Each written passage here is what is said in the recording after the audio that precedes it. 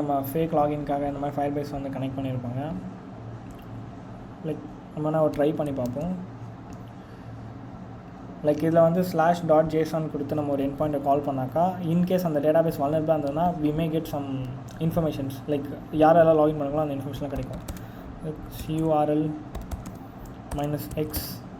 -xget நான் வந்து get request send பண்ணுறேன். /.json ஓகேவா கொடுக்குறேன். -i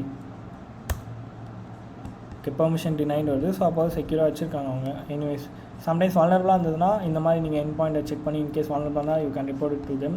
டேட்டாபேஸில் இருக்க சென்சிட்டிவ் இன்ஃபர்மேஷன்ஸ்லாம் வந்து உங்களுக்கு பப்ளிக்காக வந்து லீக் ஆகும். ஓகேவா? ஸோ அதாவது